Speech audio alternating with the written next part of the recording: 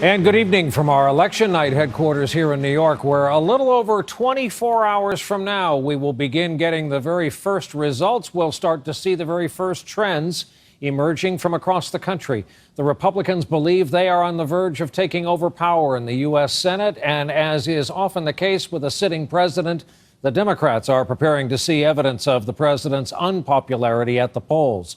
And today we started hearing that several big races have perhaps tightened. We begin all of it tonight with our political director, moderator of Meet the Press, Chuck Todd. Executive order and regulatory mandate. That's what we want to change.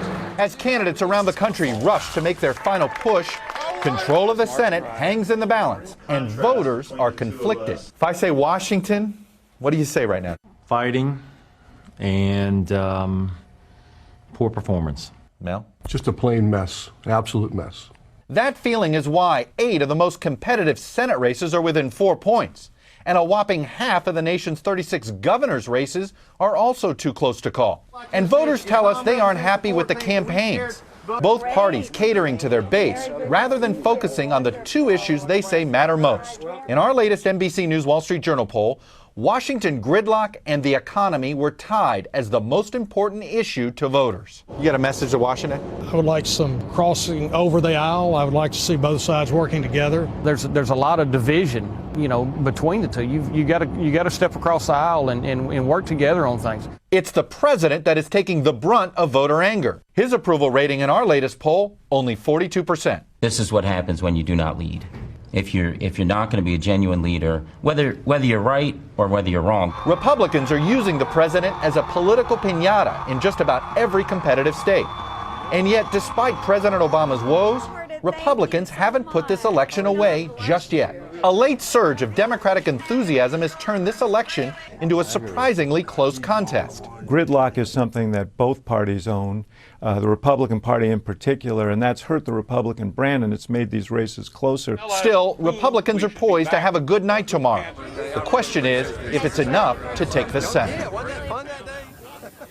So, Brian, here's our battleground map. These are the 10 Senate races we're going to be focused on. Let me give you a quick sort of time tour here. Early in the night, New Hampshire and North Carolina, they're going to be early closes. These are Democratic-held seats, Democratic incumbents. If Republicans win either one of these early in the night, the question isn't going to be whether the Republicans get the Senate, but how big their margin is. But if Democrats hold serve, then you and I and Andrea are going to be spending our time talking about these 4 states a lot. Iowa, Colorado, Kansas, and Alaska.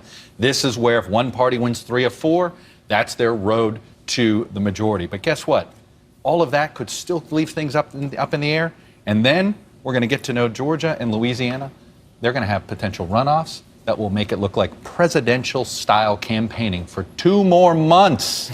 This may not end tomorrow night. I'm just worried about your control over your art skills and your tablet. Luckily, we have 24 hours to We work do, this out. and I've got 10 fingers. I'll figure this out. All right, the night is still young. Andrea Mitchell, as Chuck mentioned, joins us tonight, as she will tomorrow night. So given how smoothly and efficiently our government runs now, what are we to expect if there's a shift in power and the Republicans take over for at least the foreseeable next 2 years? Well, the first big change would be John McCain. John McCain, the president's toughest critic on war policy, taking over the Senate Armed Services Committee.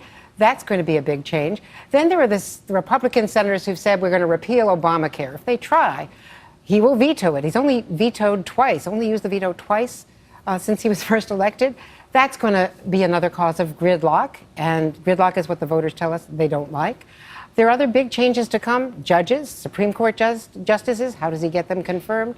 So you could see also Republican senators. We already know Ted Cruz, Rand Paul, others who want to run for president.